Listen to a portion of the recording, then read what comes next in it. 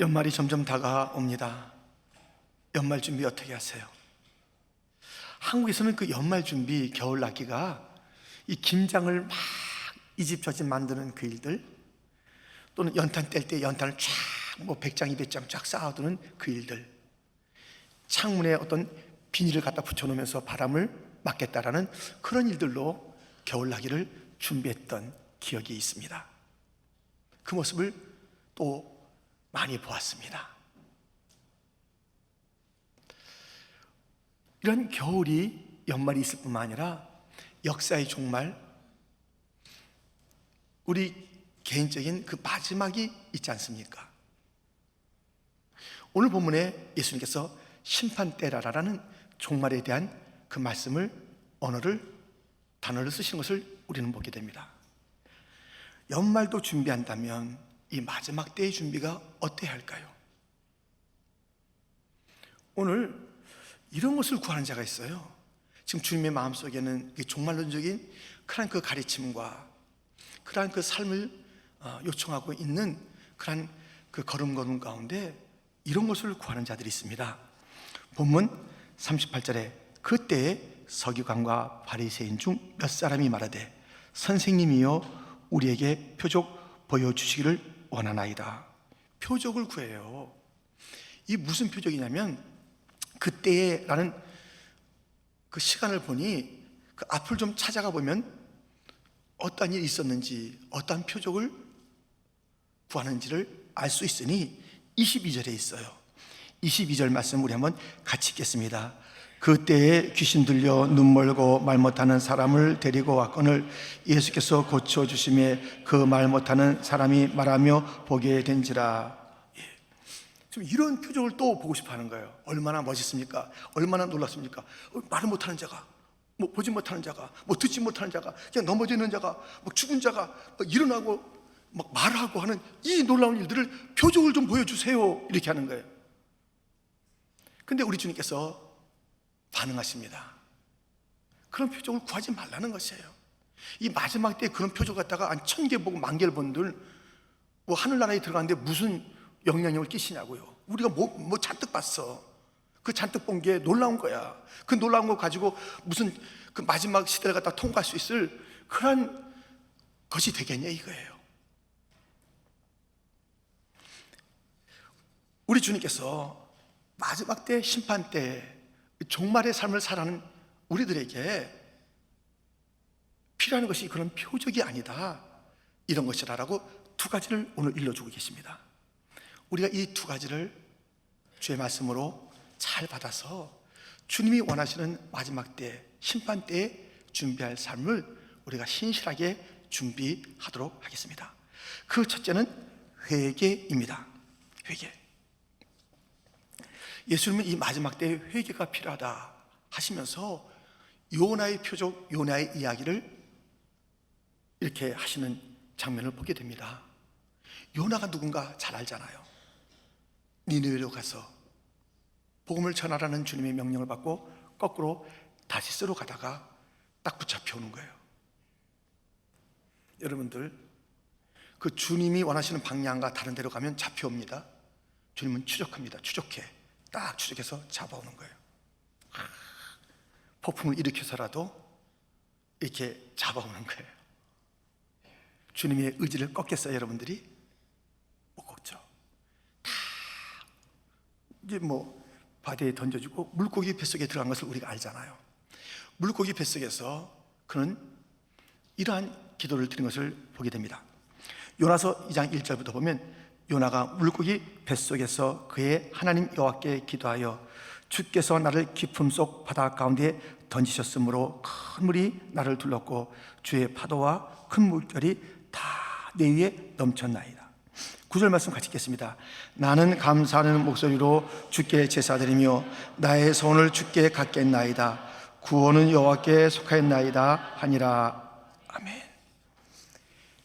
얼마나 이 물고기 뱃속에 들어가 보셨어요? 안 들어가 보셨으면 우리가 정말 말을 하지 말아야 되는, 뭐 물론 저도 그렇습니다만은 얼마나 이게 얼마나 이게 황당하냐고요. 물이 막 차오르고 냄새가 나고 죽음 죽음과 방불한 그런 상황이에요. 인생의 밑바닥 치고 그런 밑바닥이 어디 있겠습니까?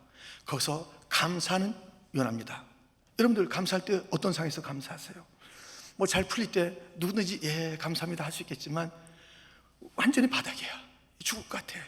거기서 감사할 수 있을까요? 요나는 그렇게 했어요. 그런데요, 그렇게 감사하면서 물고기 뱃속에서 나온 이 요나가 느느웨 성으로 가서 하루 전도하는데 그 성이 다 회개하게 된 것입니다. 그 이야기는 요나서 3장에 있는데 4절부터 보면 요나가 그 성읍에 들어가서 하루 동안 다니며 외쳐 이르되 40일이 지나면 니느웨가 무너지리라 하였더니 니느웨 사람들이 하나님을 믿고 금식을 선포하고 높고 낮은 자를 막론하고 굵은 베옷을 입은지라.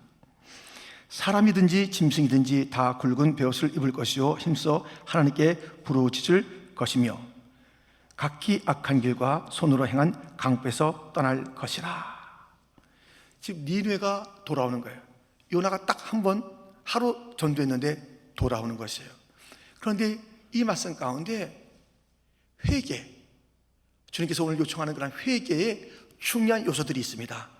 그 첫째는 죄를 슬퍼하는 것이고, 두 번째는 죄를 고백하는 것이고, 세 번째는 죄에서 떠나는 것입니다. 회개는 이 요소를 꼭 포함해야 합니다. 우리 슬픈 일이 지난 엿새 동안에도 뭐 있었습니까? 어떤 친구가 슬퍼할 때 같이 슬퍼해주는 참 아름다운 슬픔의 동력자, 함께 울었던 그 일들 있으실 거예요. 뭐 올해 아니면 최근에 가족 중에 한 분이 이 세상을 떠남으로 막 충격도 되고 너무 슬픈 그런 일도 있을 것입니다. 내가 뭔가 억울해. 그래서 서로 하기도 하고 기가 막히다 탄식도 하는 그런 울음, 서러움, 통곡도 있을 것입니다. 세상에는 그런 슬픔이 많아요. 근데 약간 이런 슬픔도 있어요. 드라마 보고 울어. 드라마 보고 그거 다 짠 건데도 그냥 그거 보고 막 울어. 저 사람 어떻게 되나 막 이렇게 하는 거예요. 그 울고요. 어떤 사람은 강아지 죽으면 울어요. 저는 이 강아지가 죽어서 거의 우울증 비슷하게 빠지는 그런 그 일들도 봤어요. 또 이해가 되더라고요. 몇 년 동안 같이 있던 강아지가. 근데 많은 슬픔과 눈물과 통곡이 있겠지만 가장 큰 통곡은 내 죄 때문에 울어야 돼요. 내 죄 때문에. 가장 큰 슬픔은 내 죄, 이거보다 더 큰 슬픔이 어디 있겠어요? 다윗도 많은 슬픔의 삶을 살았습니다. 가정에서는 버렸나 싶을 정도도 아버지가 잘 안 거들떠봤어요. 형들은 무시했어요. 엄마는 잘 등장 안 합니다. 밖에서 생활할 때도 항상 쫓기고 힘든 슬픔의 시간들로 가득 찼던 다윗에게 가장 큰 슬픔은 자기의 죄 때문이었어요. 시편 38편 4절부터 보면 내 죄악이 내 머리에 넘쳐서 무거운 짐 같으니 내가 감당할 수 없나이다. 내 상처가 썩어 악취가 나오니 내가 우매한 까닭이로소이다. 내가 아프고 심히 구부러졌으며 종일토록 슬픔 중에 다니나이다. 슬퍼하는 이 시편 38편, 그리고 성경 전체에 그가 죄 때문에 슬퍼하는, 자기의 죄 때문에 슬퍼하는, 자기가 무슨 이게 속상한 게 많았는데 이 죄 때문에 막 통곡했던 그 모습을 우리는 보게 되는 것이에요. 진정한 회개는 자기의 죄 때문에 슬퍼하는 것이다. 뿐만 아니라 고백하는 거예요. 쓰레기를 그냥 둘 수 없잖아요. 밖으로 내놔야 되잖아요. 우리가 죄를 갖다 그대로 숨기면 안 돼요. 근데 이게 어디서 냄새가 나지? 하면서 잘 모를 때가 있어요. 자기가 무슨 죄가 있는지 모를 때가 있어요. 그러나 찾아내야 돼. 어디서 뭔가 악취가 나고 어디서 뭔가 문제가 있는데 내가 도대체 무슨 죄, 자꾸만 목사님 회개하라고 하는데 그거 참고 하여튼 딱 한 거예요. 생각이 안 나. 고백해야 되는데. 그러나 여러분 보세요. 이 죄가 고백되지 않으면은 주님께서 이렇게 다루시겠다는 것이에요. 시편 50편 21절, 내가 이 일을 행하여도 내가 잠잠하였더니 내가 나를 너와 같은 줄로 생각하였도다. 그러나 내가 너를 책망하여 네 죄를 내 눈앞에 낱낱이 드러내리라 하시는도다. 이 죄가 이제 밖으로 고백되지 않으면 뭐 생각도 안 나는데 주님도 생각 안 하셔갔지, 뭐 이렇게 대충 지나면 되는 거지, 시간 지났으니까. 내가 지금 가만히 있다고 해서 내가 그냥 가만히 있는 줄 알아? 내가 너처럼 얼렁뚱땅 지나가는 줄 알아? 잊어버린 줄 알아? 너 고백하지 않으면 내가 다 낱낱이 찾아낼 거야. 내 눈앞에 다 펼쳐줄 거라고, 이렇게 말씀하시는 거예요. 그러니 이걸 하여튼 찾아내야 돼.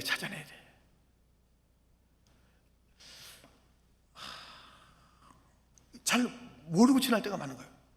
저도 제 안에 그런 것이 있었나 생각도 못하고 지나면서, 이번에 청년 그 사역을 지나면서 내가 내 안에 죄가 있구나. 우리 청년들을 잘 헤아리지 못한, 이름은 담임 목사인데 그런 것들이 많이 생각나더라고요. 잘 몰랐어요. 어떨 때는 제가 좋은 남편인 줄 이렇게 많이 생각하고 있는데 너무너무 그 아내의 고통을 모르고 지나는 거예요. 한 번도 이거 합시다 라고 말하지 못하고 사는 그 여인인 것을 제가 모르는 것이에요. 하나 하는 게 있어요. 사진 찍을 때 사진 찍어요, 이렇게 와요. 사진 찍어요, 이렇게 해요. 왜 저렇게 사진은 적극적일까 하는데 다른 데서는 자기 의견을 내본 적이 없어. 남편 목사가 가면 가는 거고, 앉으면 앉는 거고, 먹으면 먹는 거고, 교육자나 교인들 앞에서 이렇게 말을 갖다 너무 내세우면 안 되는 거고. 그런데 내가 너무 무심했다. 내 안에 무심한 죄, 청년들을 제대로 사랑하지 않은 죄들이 있는 걸 잘 몰랐어요.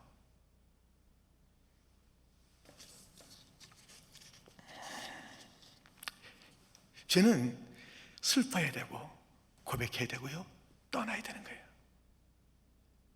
죄에서 떠나야죠.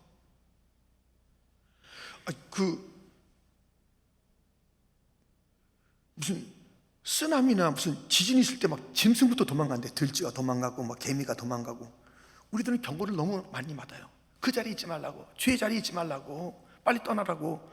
근데 우리는 그냥 가만히 있다가 덜컥덜컥. 민수기 16장에 고라, 그 가족, 그 함께 했던 자들이 죄의 자리에 막 모세를 뭐라 그러고, 그 모세를 뭐라는 것이 이제 하나님을 대적한 것이고, 이 죄를 져서 심판에 임하게 됐는데 빨리 그걸 피하면 좋겠구만 그대로 있다가 다 땅에 갈라져서 죽는 그 일들이 있는 것이에요. 피해야 돼요. 도망가야 돼요. 이 죄. 그래서 우리 예수님께서는 이 죄를 요나를 통해서 니느웨 사람들이 회개했는데, 요나가 누구냐고요? 대단한 면도 있지만 참 딱한 모습을 계속 갖고 있었으니 도망했다가 물고기 뱃속에 들어갔다가 나왔다가 또 뭐 복음을 전해서 막 수많은 자들이 구원받는 것을 봤다가, 그것도 좀 약간 속상하듯이 이 정말 구원받는 게 좋은가 할 정도로 뚱 하고 있는 그런 자의 하루의 전도를 통해서도 수많은 자들이 다 돌아왔다는 것이에요.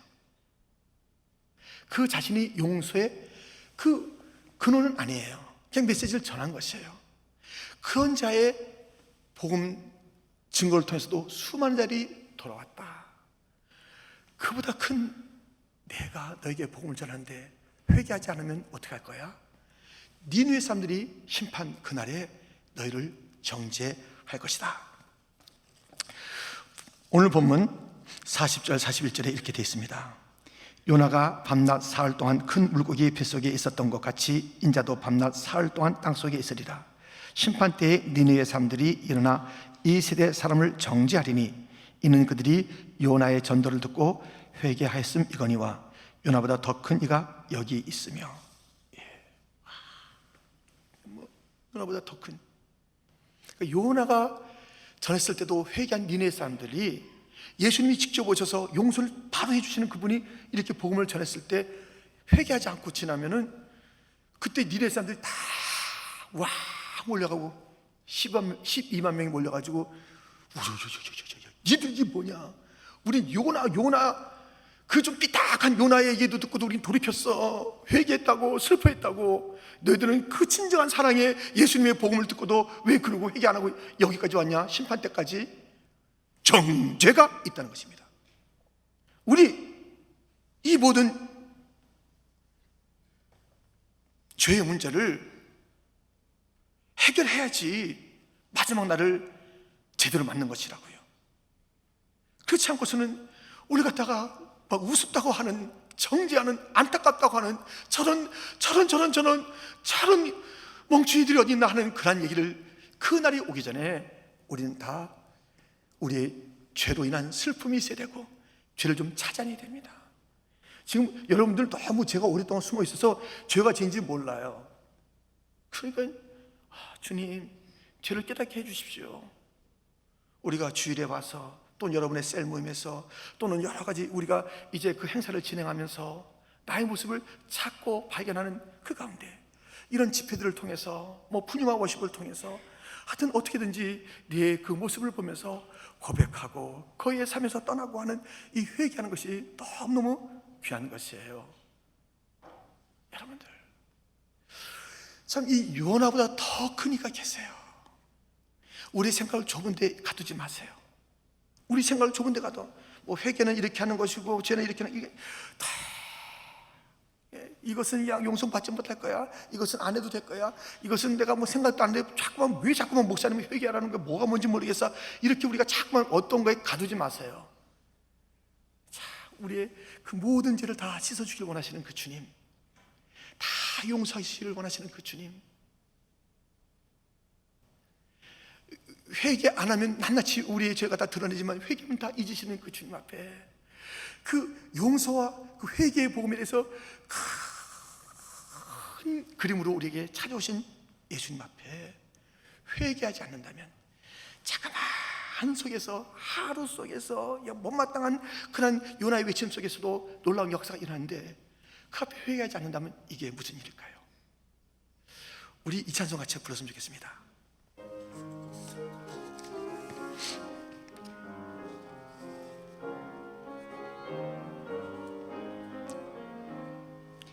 인내하신 구세주여,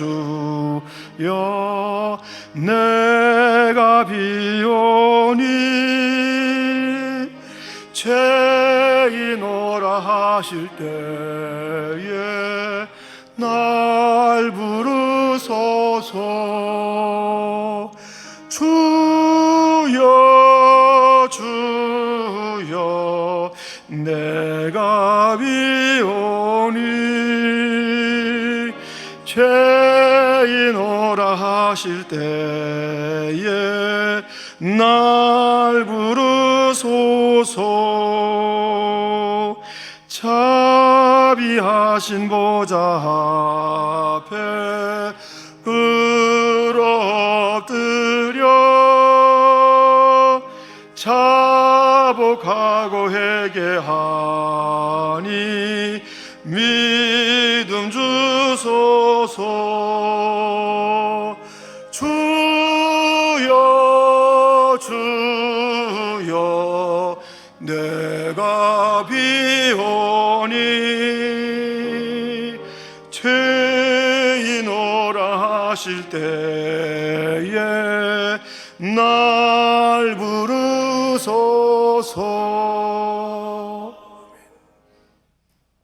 제 기억이 나요. 이제 한 달도 미처 못 남았는데 저희 교회 또 임지식이 있어요. 참 귀한 일이잖아요. 장로님 또 우리 권사님, 안수자님들이 세워지는 임직식이 곧 다가오고 있습니다. 그런데 제가 섬겼던 교회에 어느 장로님이 장로가 되신 거예요. 임직 받으시고 난 다음에 제가 뭐 그분하고 24시간 같이 사는 것은 아닌데 너무 잘하는 그분이고, 또 그 모습과 그 기도와 또 부인 되시는 권사님의 얘기를 통해서 이제 계속 확인된 것이 무엇이냐면 그분이 계속 우는 거예요. 장로 된 다음에 장로님을 임직받은 다음에 자꾸만 우시는 거예요. 그 울음이 멈추지 않는 듯한 그 이제 모습과 그 걸음을 보는 거예요. 그 왜 이렇게 우시는가 했는데 이제 알게 됐어요. 장로님이 나 같은 죄인이 장로 됐다고 그런 거예요.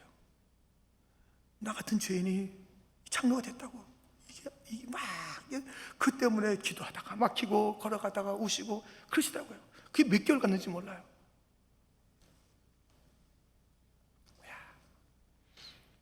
그 장로님은 장로 임직 받으시고 막 우셨는데, 저가 목사 받았던 때 그 기회는 목사 받고 나서 막 힘이 더 들어가는 거, 어깨 막 힘이 더 들어가고 이게 막 이렇게 됐던. 더 빼줘야 되는데 내가 뭐라고? 내가 뭐라고? 여러분들, 요나 때문에 또 회개한 자들이 있는데 예수님이 친히 말씀하시고 이 땅에 오셔서 십자가에 죽어.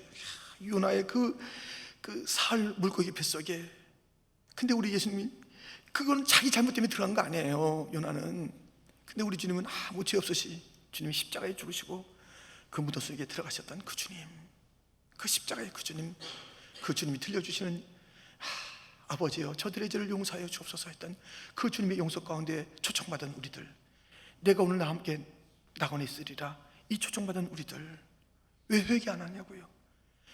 예수님의 십자가 한편 강도처럼 왜 아직까지도 막 이러고 있냐고요? 뭐가 잘났다고? 우리가 뭐가 잘났다고 회개 안 하는 거예요? 저와 여러분들은 회개해야 됩니다. 그날을 맞이하려면 마지막 때, 심판의 때 수많은 니느웨 사람들을 정죄하는 그들을 만나지 않으려면 우리는 반드시 회개해야 합니다. 우리 예수님께서 오늘 회개하라 하시고 두 번째 마지막을 사는 중요한 삶의 단어, 그 방향은 지혜가 필요하다고 말씀하고 있습니다. 42절 말씀 우리 한번 같이 읽겠습니다. 심판 때에 남방 여왕이 일어나 이 세대 사람을 정죄하리니 이는 그가 솔로몬의 지혜로운 말을 들으려고 땅끝에서 왔음이거니와 솔로몬보다 더 큰 이가 여기 있느니라. 아멘. 지혜에 대한 이야기, 이 마지막 때 지혜가 필요해요. 회개함이 필요하고 지혜로움이 필요한 거예요. 근데 이 지혜라는 이야기를 마지막 때, 심판 때 이 지혜에 대한 이야기를 이제 하시면서 남방의 여왕, 땅끝에서 왔다고 그랬습니다. 스바 여왕으로 구약에 나와 있는 이 여왕의 이야기, 그러니까 쫙 와서 솔로몬의 지혜를 들으려고 왔다는 것이에요. 그 지혜, 그 장면을 직접 보겠습니다. 역대하 9장 1절부터 보면 스바 여왕이 솔로몬의 명성을 듣고 와서 어려운 질문으로 솔로몬을 시험하고자 하여 예루살렘에 이르니 매우 많은 시용들을 거느리고 향품과 많은 금과 보석을 낙타에 실었더라. 그가 솔로몬에게 나와 자기의 마음에 있는 것을 다 말하며 솔로몬이 그가 묻는 말에 다 대답하였으니 솔로몬이 몰라서 대답하지 못하는 것이 없었더라. 왕께 말하되 내가 내 나라에서 당신의 행위와 당신의 지혜에 대하여 들은 소문이 진실하도다. 내가 그 말들을 믿지 아니하였더니 이제 와서 본즉 당신의 지혜가 크다 한 말이 그 절반도 못되니 당신은 내가 들은 소문보다 더하도다. 보세요. 참 이 지혜를 갖다가 그 스바 여왕은요 다 자기가 은금도 있고 너무너무 육적으로는 뭐 아쉬운 게 없어요. 땅끝에서 왜 왔냐고요? 지혜를 듣기 위해서 온 거예요. 그래서 어려운 질문을 했지만 다 대답을 듣게 된 거예요. 그래서 막 놀라고 와, 그리고 그 신하들까지 막 축복하는 거예요. 당신들 정말 복됩니다. 이런 왕하고 같이 사니까 얼마나 좋습니까? 하면서 막 이렇게 부러했던 그 모습을 주님께서는 기억해 하시면서 너희들도 지금 이 시대에 그 스바 여왕이 지혜를 얻기 위해서 두 가지 태도를 보였습니다.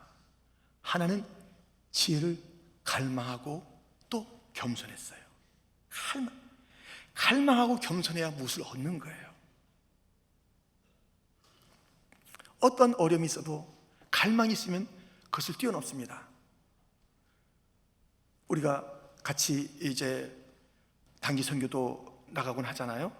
저도 단기 선교 가서는 그건 중국에서도 그렇고 키르기스탄, 알마티, 캄보디아에서 그랬는데요. 그때 어떤 사역자 또는 신학생들을 저는 이렇게 교육하는 시간들이 있었어요.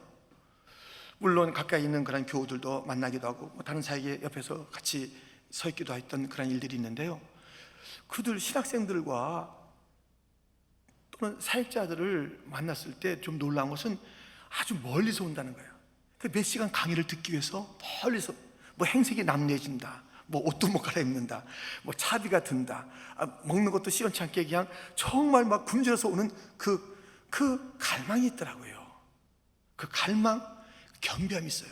어떤 저보다 정말 인생의 선배들이 막 연세도 70, 80된 그런 선교사님들도 오시기도 해요. 와, 어떻게?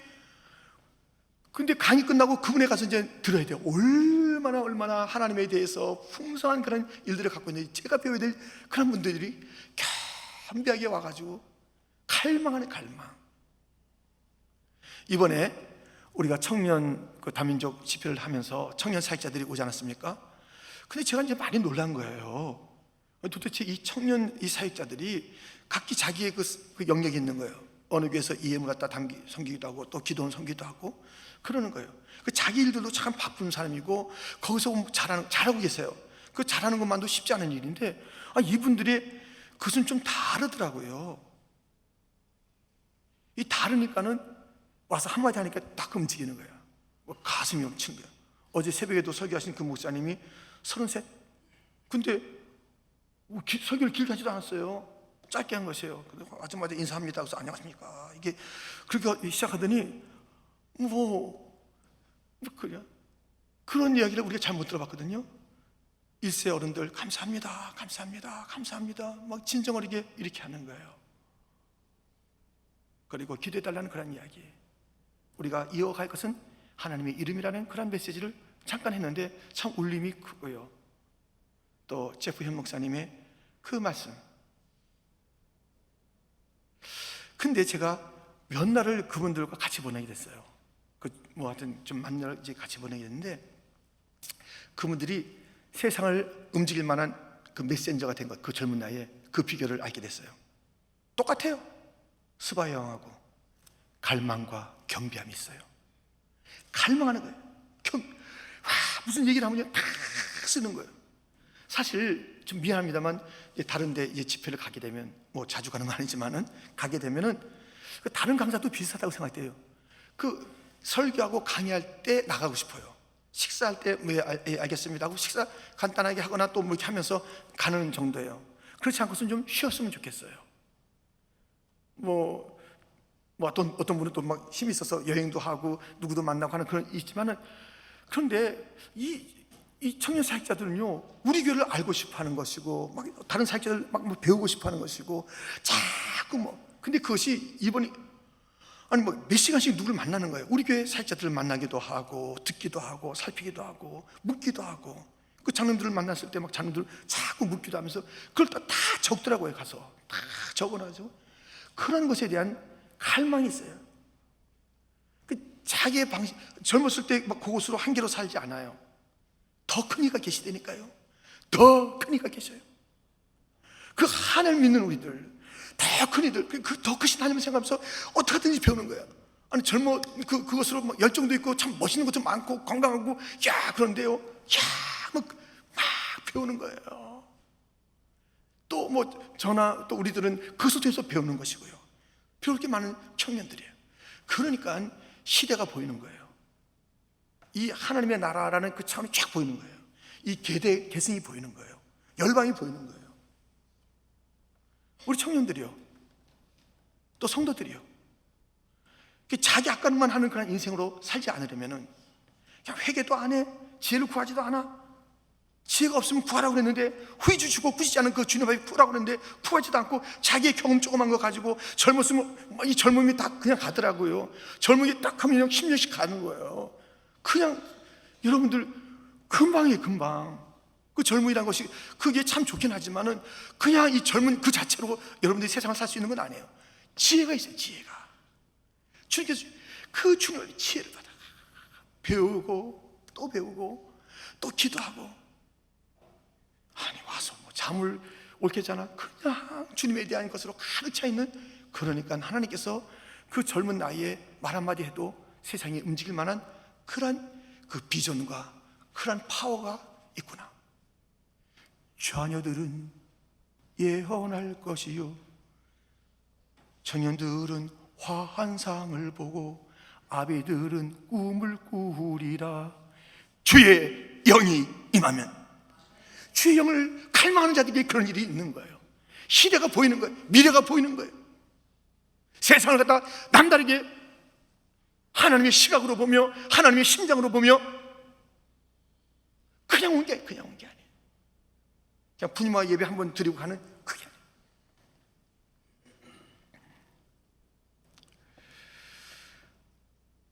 여러분들,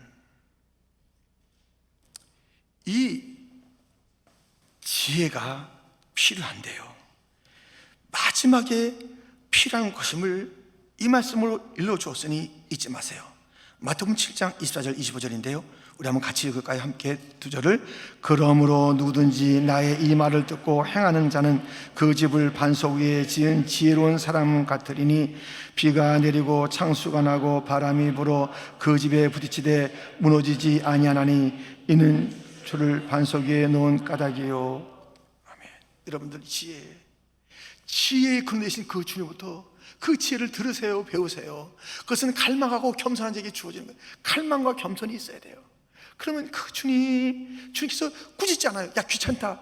이 지혜를 주시면서 우리 하여금 시대를 보게 만들고, 그 앞날을 보게 만들고, 그 이 세대를 보게 만들고, 자기밖에 모르는 그런 인생이 아니라 폭넓은 인생이 되게 하고, 그냥 30대에 그 불과하지만 그 말 한마디가 정말 7, 80년 세월을 사는 사람같이 지혜로운 말을 하게 되고, 어디에 있는가? 그 지혜가 어디서 나오는가? 갈망과 겸비한 가운데 있는 거예요. 전 우리 청년들이 참 아름다운 청년이고 너무너무 사랑스럽고 배울 것이 많은 우리 청년들, 너무 한 사람 한 사람 귀해요. 근데 좀 더 우리가 이런 집회를 통해서 다시 한번 우리들의 그 갈망과 겸비함이 무엇에 대한, 주님의 지혜에 대한. 이 솔로몬은 지혜를 받은 사람이에요. 솔로몬이 그래도 다 대답을 해줬네요. 스바 여왕의 질문에. 근데 그가 이 지혜로운 삶을 살았다고 누구는 못 그래요. 왜냐하면 지혜를 받았는데, 지혜를 가지고 가르쳐줬는데 자기가 지혜로운 선택을 갖다 제대로 못했어요. 조금이 아니죠. 많은 시간 동안 아쉬움의 행보가 그의 인생 가운데 있고, 나중에 돌아와서 어때다 이렇게 한 거예요. 잘못 걸었다는 것이죠. 지혜로운 삶은 많이 없었습니다. 우리 예수님은 지혜의 왕이세요. 하나님 한 번도 나를 실망시킨 적이 없다고 그렇게 고백했잖아요. 한 번도 그 지혜로운 그 삶, 그 지혜를 부어주심에 실망을 주신 적이 없습니다. 여러분들, 그 예수님의 지혜를 반드시 가져야지 마지막 시대를 우리가 뚫고 나가는 거예요. 아멘? 답답하게 살지 마세요. 오늘의 그 현실에 전전긍긍하지 마세요. 우리 주님이 계신데, 아니, 이 땅에 어떤 지혜자보다, 어떤 메신저보다 더 위대하신 분이, 더 그니가 여기 있으니 이 여왕은 멀리서 땅끝에서 찾아왔다는 것이에요. 여기 있으니, 여기 계신 그 주님 앞에 왜 안 구하는 거예요? 지금 어디 갔다 오라는 거예요?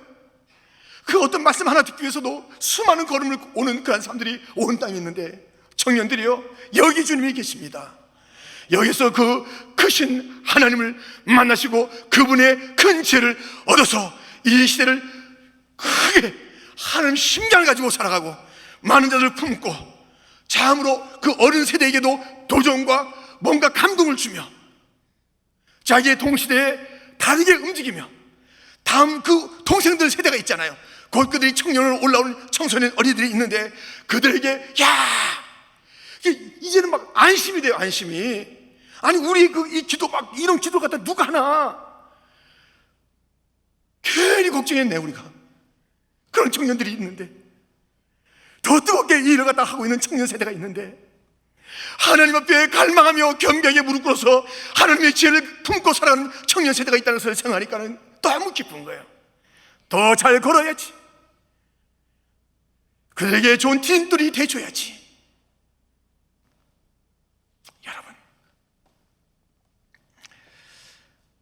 마지막 때 엉뚱한 거 붙잡지 마세요.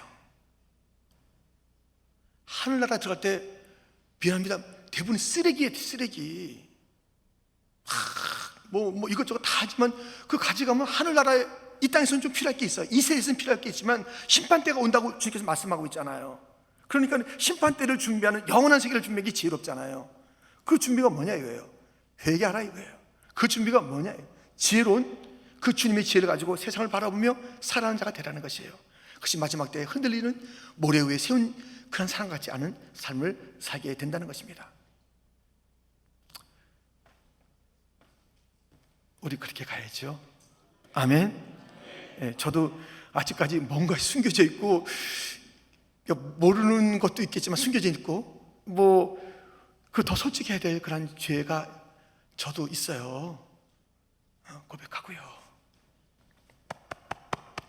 고백하고 또 여러분들 있을 테니까는, 분명히 있을 테니까는 제가 그냥 끌어들이는 게 아니에요. 같이 회개자 끌어들이는 게 아니라 여러분도 있지 않겠어요? 숨겨져 있는 죄 우리 고백하고 깨끗해요. 우리 주님이 죽으셨는데 자꾸 우리 주님 십자가 또 못 받겠냐고요. 좀 제 정결한 삶을 이렇게 살아가고요. 주님의 지혜를 담아서 한마디 한마디가 시대를 막 변화시킬 수 있는, 시대를 감동시킬 수 있는, 그리고 그 행보가 너무 성경적이며 성령적인 그런 삶을 살아가는 그런 삶을 우리 살아가요. 기도하겠습니다. 하나님 아버지,